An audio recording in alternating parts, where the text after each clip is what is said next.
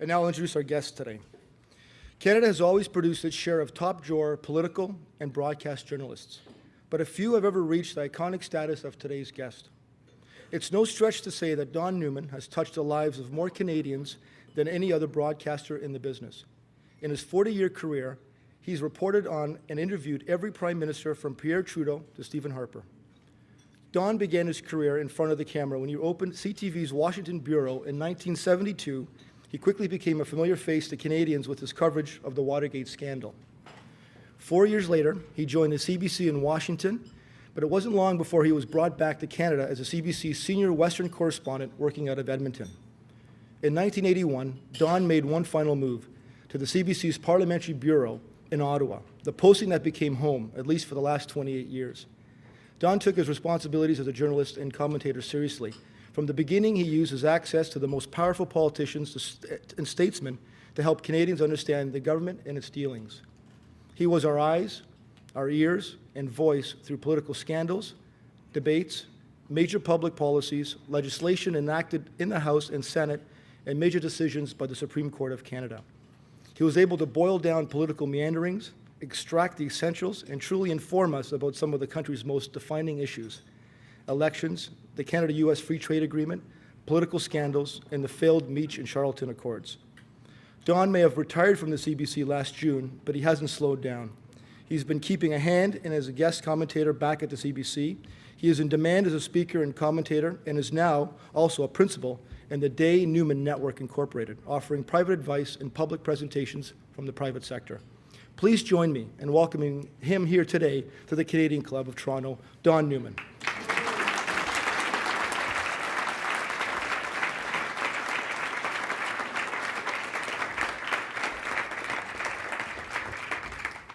Thank you, Cappy. It's a delight to be here. I understand this is the opening presentation of your season this year, and it's my first speech outside of Ottawa since I had a little career change. So I'm delighted that we have this double going on at the same time, and it is very nice to be here. Although when I said that to Alan Bonner, my friend, as we were having lunch, I said, "You know, Alan, it's really nice to be here." He said, "Well, you know, Don, the way things are for you now, it's probably very nice to be anywhere." I wasn't quite sure how to take that any more than I was when, back in the spring, I told David Hurley, my friend, who's also at the table, I said, "You know, David, I'm going to be retiring from politics." He said, "Really? You can't retire? You've never had a real job." It's also nice to see in the room a lot of my former colleagues from the CBC. This is obviously a benefit of retirement. When I worked there, they never wanted to have lunch with me, and now look at all the ones who are here, and I appreciate that. Thank you for coming. You may be surprised to know this because you all live here, but Canadians who don't live in Toronto are not always really enamored of Toronto. I am not one of those Canadians. I am a unique Canadian. Nothing to do with what John said, which was very flattering, and some of it almost partially true. It was fantastic. But I am a person who particularly likes Toronto, and I think probably the fact of the matter is that that's because twice I have lived in Toronto. And I was thinking about my time here when I lived here, parts that I can remember and parts that I can't, and then wondering that if I lived here again, I might not be able to help solve this city's most intractable problem. When I was a very little boy, and I don't really remember this, but I checked the dates, and when I was a very little boy, I lived in Toronto. Teeter Kennedy was the captain of the Maple Leafs, and the Maple Leafs won the Stanley Cup. When I was a young adult, I moved to Toronto. George Armstrong was the captain of the Maple Leafs, and the Maple Leafs won the Stanley Cup. I left Toronto. Nothing's happened since. With housing prices here, I can't come back on my own, but if you'd like to start a collection, I'd be glad to come back, and pretty soon I'll be leading the victory parade down Yonge Street. So I look forward to that. I want to talk to you today about what is going on in our country and what has been going on in our country, and maybe give you an idea that if you think is a good idea, you might even want to pick up and run with it yourselves, because I think if we are going to improve things, we're not going to leave it just to the politicians. Politicians and politics and public policy are really too important to leave, like war is too important for generals, public policy and politics is too important for the politicians, and we have to think how we're going to do. Now today, we dodged a fall election, for now, because of an amazing role reversal between the Liberals, the Bloc Québécois, and the NDP. The Bloc and the NDP supported the government in the confidence vote, even though the Prime Minister had, as recently as last week, been calling them the Bloc separatists and the NDP socialists. And of course, Mr. Harper's way ahead in the polls, and he really would like to have an election while the other parties really don't want to have an election. So Mr. Harper was so upset when he got the results today that I checked my BlackBerry, and I got a message from Ottawa, new Conservative strategy. Next week, Stephen Harper will refer to the NDP as communists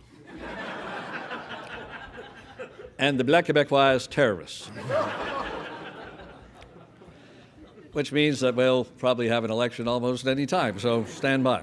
But we are going to have an election that I think is going to produce another minority government. And people talk, well, the system's dysfunctional, we have this minority government, we need a new generation of politicians. Maybe we do, but I don't think that would change the situation. I think that we're going to have a minority government, whatever happens. We're going to have a minority government because of mainly the Bloc Québécois.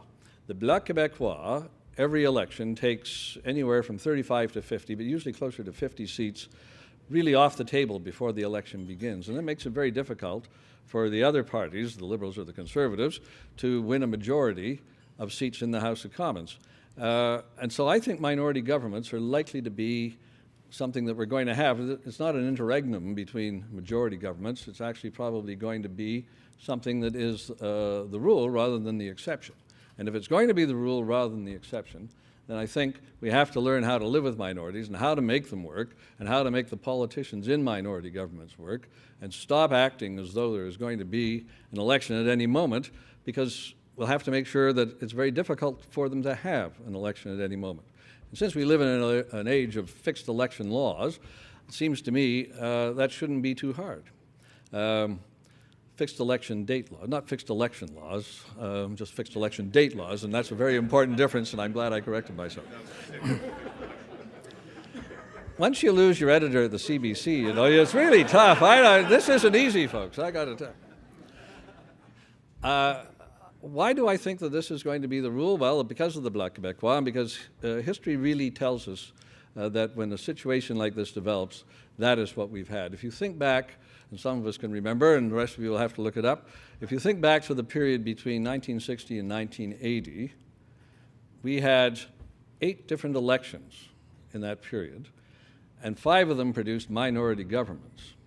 And they produced minority governments mainly because there was also a party that ran some candidates outside of Quebec, but it ran mainly in Quebec and could win seats in Quebec, and that was the Créditistes.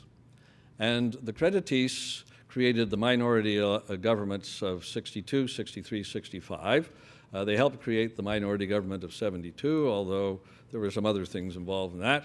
The election of 79 was a minority government, and the failure to deal with the Créditistes by Joe Clark led to the election of 1980, where the Créditistes lost all their seats, and we went back into a period of majority governments that even went on into the 1990s. Then you say, well, look, there were even more parties in the 1990s because there was the PCs and the Reform and the Bloc, and Jean Chrétien had these majority governments. But I guess if you have 4 parties, it's difficult to have a majority government, but if you have 5 parties, it's actually easier, because what happened, of course, in the 90s was, and particularly in Ontario, the Conservatives, the PCs, and the Reform split the vote, and that allowed the Liberals to win a lot of seats that they hadn't won at any time since Confederation and probably won't ever win again.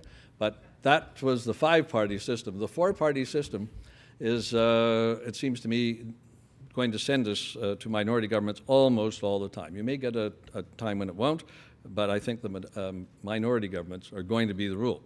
So how do we deal with minority governments? Well, I think we look back to the 1960s, pardon me, and we see that a minority government was defeated, stayed in power, and continued on until there was the next election. And that was the Pearson government that was elected as a minority in 1965. In 1968, the leadership race to replace Mr. Pearson was on, And virtually everybody in the Liberal caucus was running. Even though Pierre Trudeau was going to win, they all decided to run anyway because they couldn't believe that they wouldn't win themselves. There was a vote. The House of Commons used to sit at night. There was a vote late into the evening on a budget bill, clause in a budget bill in 1968, and the government was defeated. I think by only one vote. I'm not sure, but it was narrowly defeated. But there was hardly anybody in the House when the vote was taken. So rather than resign, Mr. Pearson, who was also on holidays and wasn't there to vote, came back from Florida, and he organized a second vote, does the House have confidence in the government? And the government won that vote. The Conservatives were outraged, but the government won the vote, and the government stayed on, and it stayed on until there was the leadership convention and the Liberals had a new leader, and then having used that arrangement for the first time, they immediately called an election and won a majority. But anyway, that's probably why the Conservatives were really upset even later. But the fact of the matter was, there was a confidence vote the government lost on a money matter, and the next day there was, or no, it wasn't the next day, but a couple of days later, there was another vote just on confidence, and in fact, the House voted in favor of the government, and the government continued. So it seems to me what we need is a system where, in a minority parliament, where Parliament is set up really for only two parties, government and opposition. And the opposition is to oppose, and obviously the government is to govern. And if you only have two parties, you have always a majority government. But since we can't really change we could change the parliamentary system, but since that would be a constitutional change, that isn't likely to happen. So what we need to do instead, seems to me, is change the rules in Parliament. And parliamentarians can change their own rules. They can do it if they want. By and large, they're reluctant to do anything that rocks the boat very much. But in fact, I think when they realize that they won't have to go through this kind of game of chicken all the time, and where they have to pretend that they're opposing the government because they know it isn't going to fall, but when suddenly it's going to fall, they have to change their votes, as we saw between the Bloc and the NDP this week. Last night on Parliament Hill, they turned out all the lights. They turned out all the lights because there was so much illumination from the red faces of the NDP and Bloc members that they didn't need to put the lights on. But that's not really a good thing for public life, any more than it is to see the Liberals either abstaining or a few of them coming in to vote. It makes kind of a mockery of the system, and it's no wonder then the Canadians wonder what is going on and think that the politicians aren't really in it for Canadians, they're in it for themselves.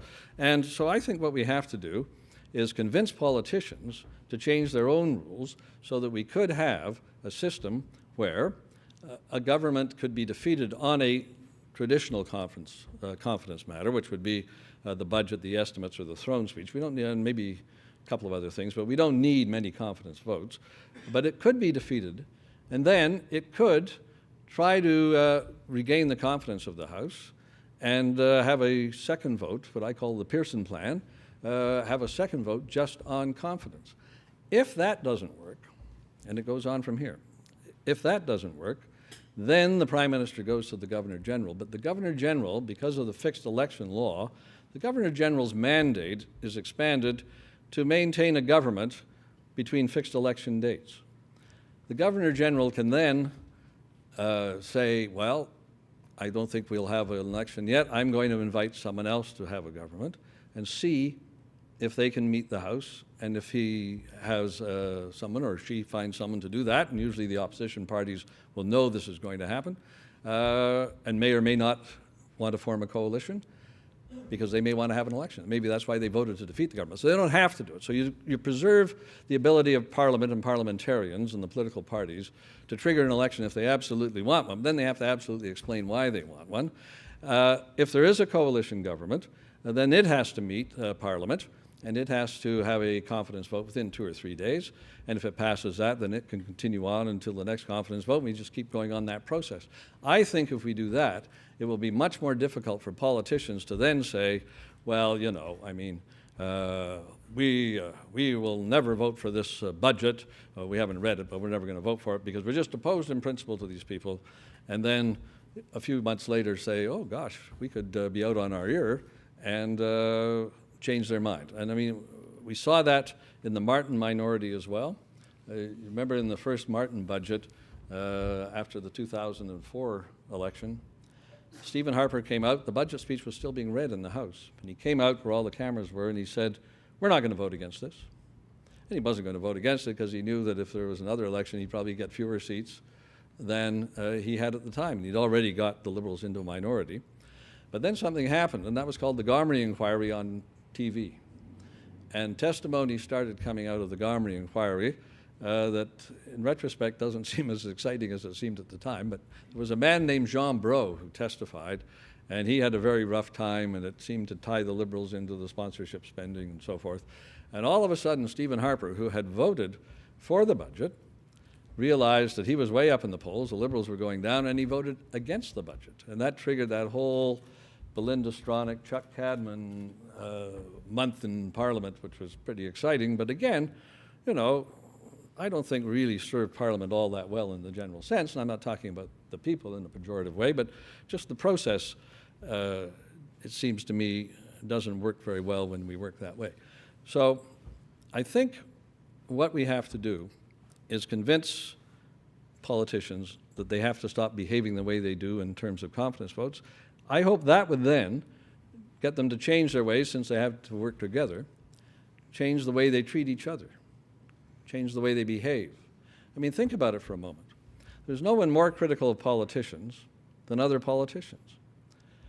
If you bankers in the room talked about each other the way politicians talk about each other, we'd all keep our money in our sock under our mattress, because there'd be no confidence in your institutions. And that's what politicians have been doing. And that heightens when we have this perpetual election campaign that we're in. Even in a majority government, the last year of a majority government, when people know an election's coming, really very little work usually gets done, and Parliament is raucous. Well, now, when you have a minority government all the time, it's always maybe the week before the election, or maybe the month before the election. And so we have that kind of behavior going on.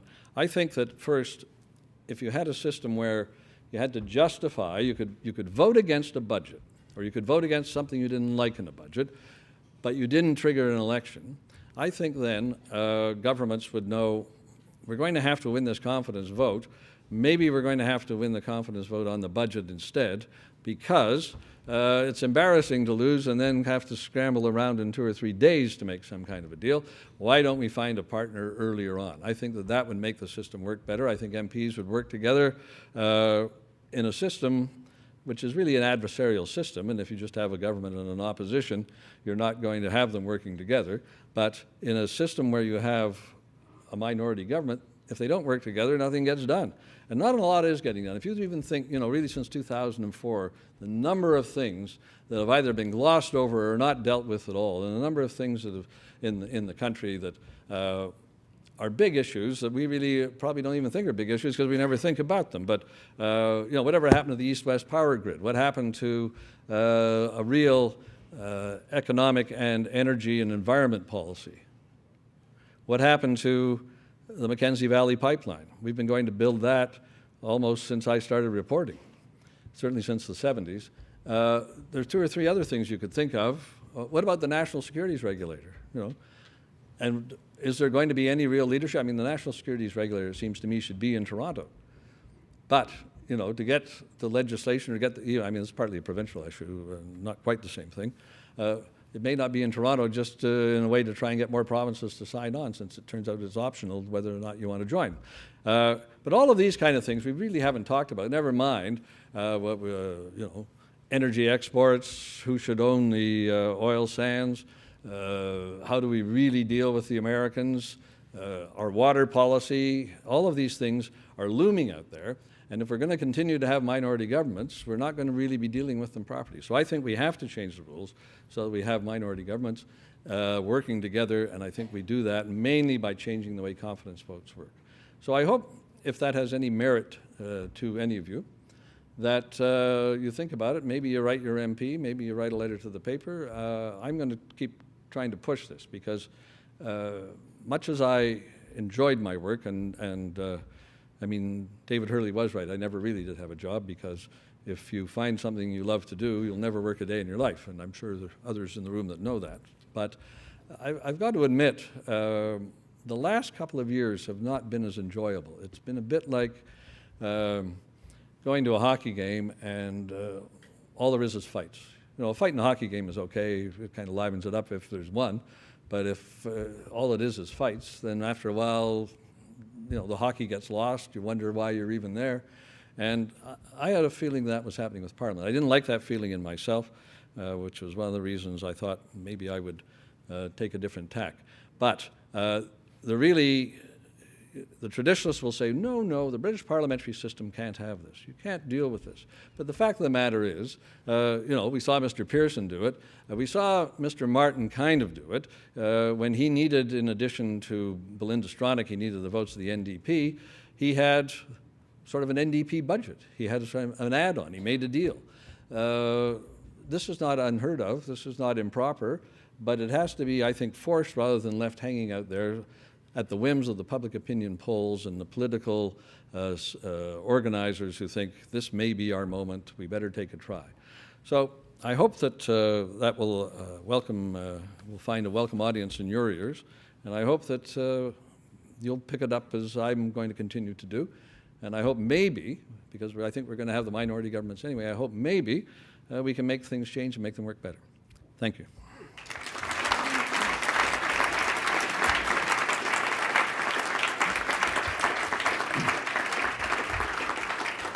Now, I bet you've got a lot of questions on a lot more sexy and exciting topics than that. And I'm quite prepared to answer them too, on anything. So, questions? I think there's a mic coming, Dave. Well, you did. Yeah, you're on. You did conspicuously leave out one very important aspect of your plan, which I, by the way, do think has a lot of merit to it. And that is, what is the role of the media in helping the country adjust to this new political culture that's less adversarial and in which defeats in the House of Commons don't necessarily mean the end of your career in politics? Well, that's a good question. My sense is, and maybe I'm wrong, my sense is that the media, as it reports, tend to reflect what is going on. And that if the culture starts to change, the media will reflect that. And I think that the media, speaking for myself, and I think probably most of my colleagues that are here, I enjoyed more reporting on issues like free trade and Meech Lake and the big issues of our time, or even the issue that you were associated with in the 90s, getting the deficit under control, how to change the budget. By and large, reporters like that a lot better than the other stuff. They by and large, now there are a few reporters who would not agree, but by and large, reporters would prefer real substance to the kind of nonsense that we often see. So I think, but they're reporting. They're reporting what people are doing. They're not creating what people are doing.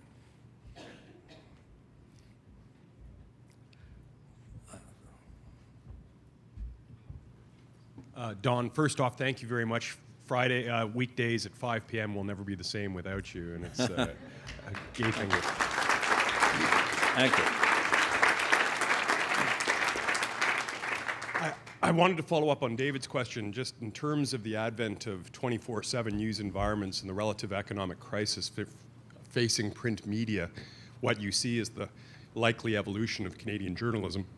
But I also wanted to ask you about past elections. I think there have been 12 federal elections dating back to 1972, and whether there's one that stands out and whether that's 1988. Well, certainly the debates of 88 and 84 stand out as part of an election. First, thank you for your kind remarks. You should all know that starting October the 19th, Evan Solomon is starting not a 1 hour, but a 2 hour program from 5 to 7. And I'm looking forward to that, and you should too. It's on CBC News World starting October the 19th. Is that right, Matt? Yeah.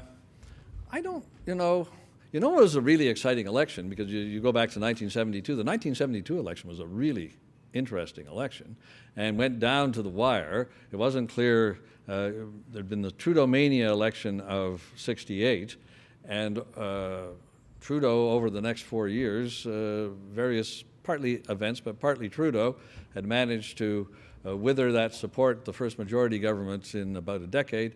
He had been able to wither that down to, we didn't know on election night whether or not he was going to be prime minister, and it was only a couple of recounts that actually kept the Liberals in power. It was transformational for him. He then sort of became a politician. He'd been a philosopher before. He became a politician, and a couple of years later he got back a small majority. all of the elections sort of have their own feel about them. No, the ones where there's a big change are usually more exciting. So the 84 election was exciting, 93 was exciting, 72 was very good. I don't know. I like them all. I'm glad I covered them all. Excuse me, Don. It's a great honor to hear you today. Been a great fan of yours for many years. During your tenure as in Ottawa, who has been or who would have been the best prime minister of this country? Well, during my tenure, I would have been, of course, but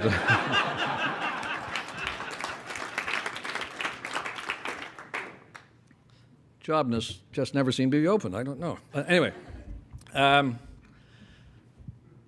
and large, I think being prime minister is a really tough job, and I'm not sure who I would say was the best. The two that I got along with when they were prime minister the best were Brian Mulroney and Jean Chrétien. I got along very well with Paul Martin when he was finance minister, exceptionally well. But he wasn't there long enough really as prime minister to see how that relationship would have played out. Brian Mulroney, Newsworld changed the way politics was covered. I don't think even those of us who were on at the beginning realized how much it would. But first was the 24-hour news cycle. It was also Meech Lake was a big issue. Brian Mulroney later told me he thought that while Newsworld had been very good for me, it hadn't been very good for Meech Lake or for him, and he wasn't too thrilled because, of course, the government, there was an appeal on the Newsworld license that went to the cabinet, and the cabinet let it go. And so I think he often wondered afterwards if he should have done that, or maybe he would have had Meech Lake. But he was great. He would phone me on commercial breaks. And as I know you all know, when the Prime Minister phones you, usually an operator comes on and says, hello, Ms. or Mr. So-and-so, it's the Prime Minister's office. Will you take a call from the Prime Minister? And then most of us say, no, we're busy, and hang up. But if we don't, you hang there for an interminable amount of time. And I don't know what the Prime Minister is doing, but finally he comes on, and you have a conversation that usually is pretty short. On the desk and this first set we had at Newsworld, the show wasn't called Politics, it was called Capital Report, and it was really basically made out of old orange crates hammered together on a weekend by some nice person. But there was a phone on the desk, and it had a blinking light on it, so when it was ringing, it didn't make a noise, but I knew it was on. And the first time he phoned me was during the Meech Lake debates, and Frank McKenna had become Premier of New Brunswick, and Richard Hatfield had been the Premier when they signed the Meech Lake deal at Meech Lake. But McKenna got elected, and he'd been opposed to it. He hadn't been really opposed to all of it, but it turned out he wanted New Brunswick recognized as a bilingual province, and he had a couple other little things. So anyway, after a while, McKenna, who had every seat, he had no opposition at all in the legislature, complete reverse of a minority government, he proposed a companion accord. And then he introduced it in the legislature, and he made a speech and so forth. And Newsworld was able to go live. So Newsworld went live, and we were covering his speech, and he was going on and so forth. And I had a little panel afterwards, and we did a little talk. And finally I signed off, and I was just about to leave the studio, and the light started blinking. And I picked it up, and I heard, "Hello, Don. It's a PMO source."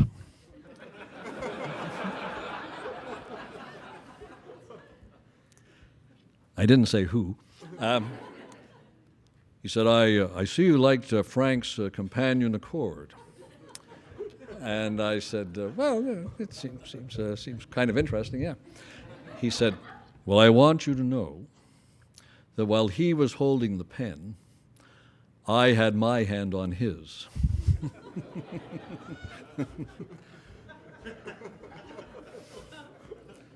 Well, Prime Minister, that's very interesting. Well, you're not getting this from me. No, I'm not. Anyway, that was the first time he called me. And he would quite often call, and he would always leak me a little stuff. And I quickly realized the kind of stuff he would leak me was always very, put him in a very positive, or the government in a very positive light. But as long as it was accurate, it was leaked and it was good, and I would have it first, and I liked it. The only other time he called, and in 1991, Mikhail Gorbachev was kidnapped, and there was a coup in Russia, which turned out to be a putative coup, but he was gone for a couple of days, and he was taken, I think, to Siberia or somewhere. Anyway, he got free, got back to Moscow, and was reestablished as head of the Soviet Union, and there was a lot of excitement about this, and people were trying to get in touch with him and so on and so forth. And we were doing a special program, was rolling along, and I had a former ambassador to Moscow, former Canadian ambassador to Moscow, sitting with me as a expert on all of this. And we went to commercial, and the light blinked, and I picked it up, and I said, "Hello?" And the voice said, "I just talked to Gorby."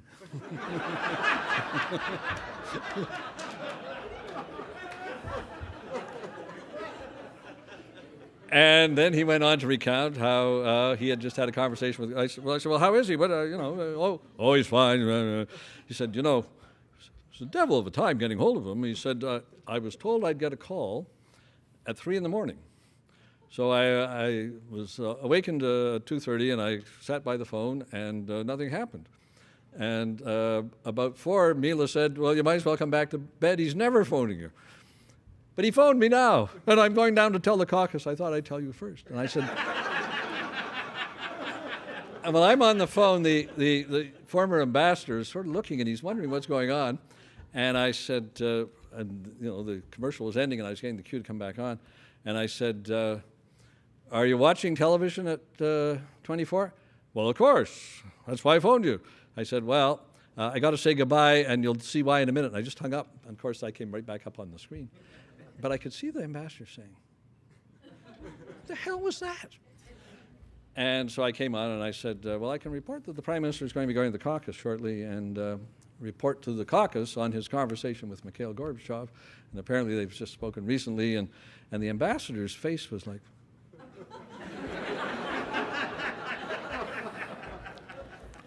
I think mine was like that when he phoned me the first time about McKenna, but by the time he phoned me about Gorby, we'd done softwood lumber, we'd done all sorts of things on the phone together, so it didn't really matter.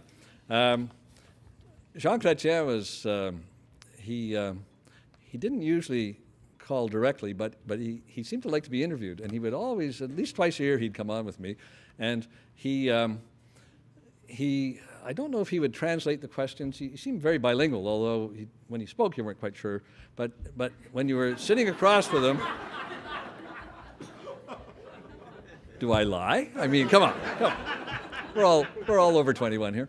But you'd speak to him, and you're sitting across from each other, and in his eyes, a good baseball hitter picks up the spin on the ball, and if it's tumbling one way, it's a curve, and if it's going the other way, it's a fastball. And Chrétien was like that with the questions. He'd sort of look at you as you asked the question, and then he'd go, he'd lock on to where it was going. And when he was getting near the end of his time as Prime Minister, and he didn't really like questions about, like how long are you going to be here and how long are you going to be there and so forth. And I was doing an interview with him, and it was mainly about the G7 summit that was going to happen out in Alberta. But near the end, I switched, and I switched, and he listened to the question, and he saw it. And even before I get out of my mouth, he just jumped in and said, "Hey, guy, why are you going to ask me that one? Hey, come on, guy." I said, "Prime Minister, a waiting nation wants to hear your answer. You'll have to just go ahead." So they were certainly the two that were the most fun to cover. And but I think it's a darn hard job. I think everyone who gets to be Prime Minister is really smart and really disciplined and hardworking. And I have a lot of respect for all of them. And but those were the two I had the most fun with. Hi, Mr. Don Newman. I'm a big fan of yours, and my name's Alison Brett, and I study Canadian government and Canadian politics. My question to you is about Senate reform. What's your opinion on Canada's future Senate, and also to should Canada maintain the Senate the way it is, by senators being appointed by the Prime Minister, or should we have a proportional representation in the Senate? Good question, and actually a very tough question. Because to change the Senate takes constitutional change, and to change the Constitution, as we have tried in the 1980s and 90s, beginning of the 90s, is very, very difficult. So the idea, what would an ideal Senate be?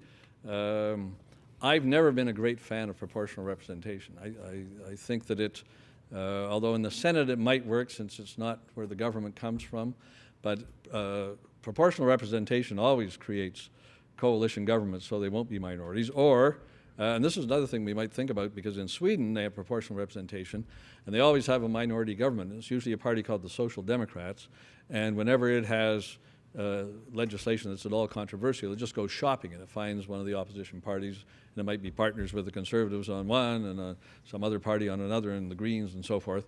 The Senate doesn't really work that way, but legislation still has to get through it to become law. So I think that's one reason, even though there are lots of things about it that aren't very good and I think archaic, the fact that there are only two parties in any effective way, it is fairly efficient in that sense. It is still the way Parliament was. There are some people who say it's independence, but not very many. I don't think we're going to have much change. It'd be interesting to see that these people Mr. Harper is appointing, on the understanding they'll serve 8 years and then leave. I think we could have a pool on how many of those people will actually do that, particularly if Mr. Harper is no longer the Prime Minister. I think if he's still the Prime Minister, maybe he will shame them into doing it, but my sense is it isn't likely to change very much. What I think we should do with the Senate is make sure the quality of appointments is high, and then we should use it in a way that we don't, which would be to study important issues. Michael Kirby did a study on public health that, quite frankly, and I like Roy Romano, but it was far superior to Roy Romano's, cost a tenth of what Romano spent, and was essentially apolitical, and was just ignored. I think if we had more things like the Kirby report, we'd get some value out of the Senate, and since I think it isn't going to change in structure or the way people get there very much, I think that's the way we should try and use it. Don? Somebody down here. Yeah. We have time for one more question. Oh, well, there's a person. Oh, well, can we have two? Pat, and then this lady down here has been trying since the beginning.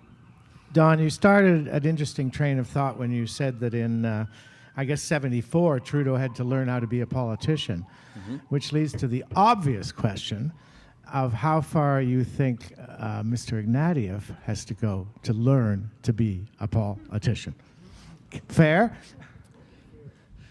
Yeah, I think it's a different kind of learning curve. I think that Trudeau somehow didn't think that being a politician was fitting for him or maybe civilized people, and he tried to operate in a different way than politicians do.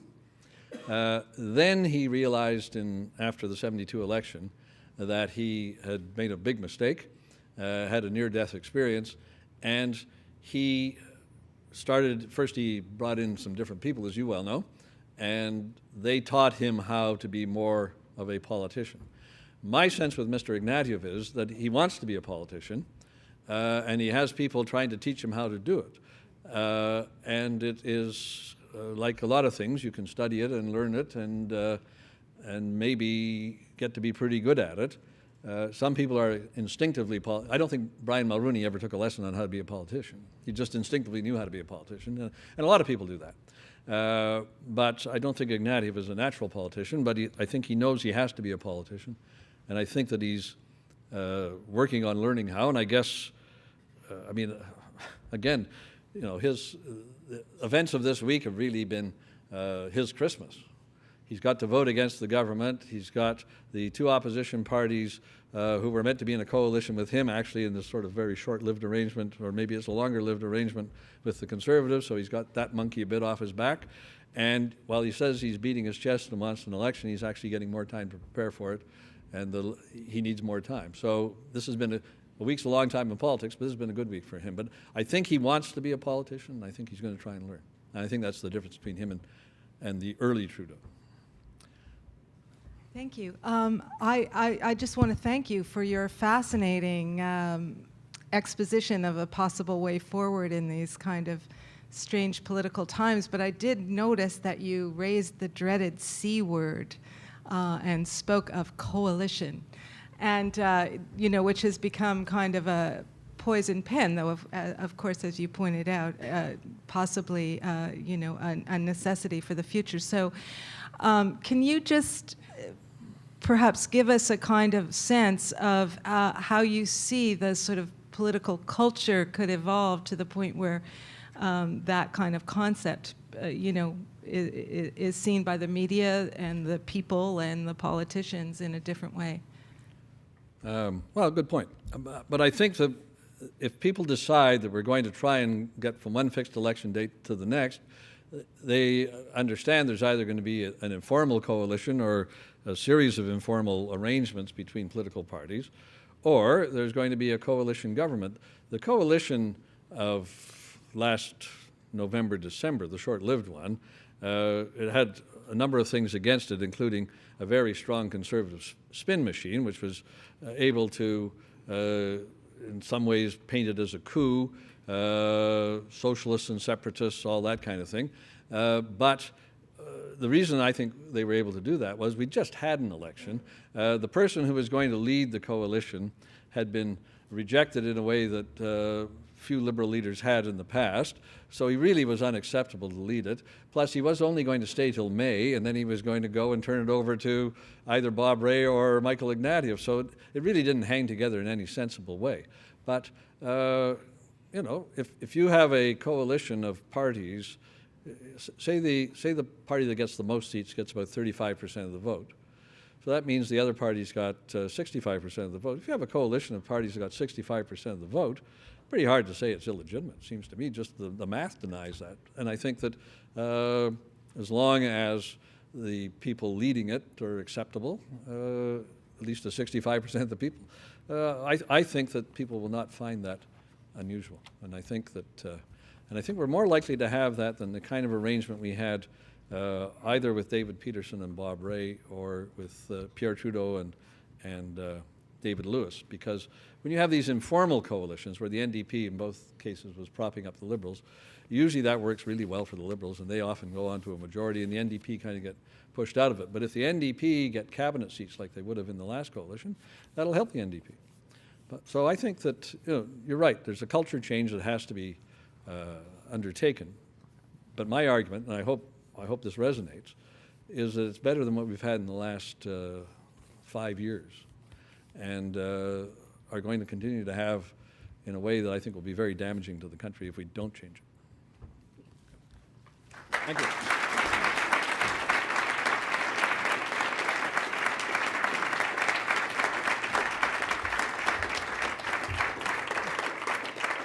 I'd like to call on Amanda Lang, Vice President of the Canadian Club of Toronto, to thank Don Newman.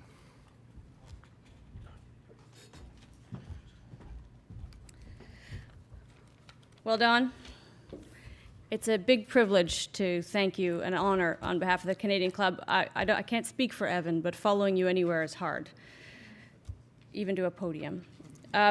You've heard a little bit, and you got a sense from the questions. You're all here because you know who Don Newman is. I don't need to tell you. When I say what I'm about to say, it makes him sound older and me younger than either of us is. But he is the kind of journalist who inspires other journalists. It's the way the craft can be done. It's the way the craft should be done. And for 40 years, it was done. And a big part of that is that he changed the way that Canadians knew their country. He changed the debate on public policy, and he changed the framing of it. And that's important. And as he talked, I thought, it struck me that there are some things that are more important than power. And they're in some ways more powerful than power. And Don Newman, I think, enjoyed some of that privilege. We got a sense of the stories he could tell, and God, I hope there's a book coming. Please, Don, if not a miniseries. And I know we'll all look forward to that. I will say this, though, and I think I speak for the room, that as I listened to him talk about the direction of our country, the future of our country, I thought, nothing he's saying makes me feel good about him retiring. And I hope that he hasn't gone too far. I think he can still have a big influence. I hope he does. Life is long. You're not old, and I'm not young. I hope we do work together at some point. Thank you for speaking here today, Don.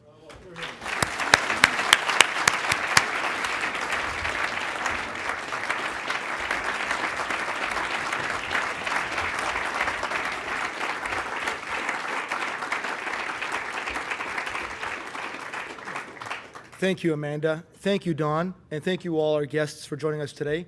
This concludes our television programming, which will be broadcast on Rogers TV in the days to come. This meeting is now adjourned. Thank you all.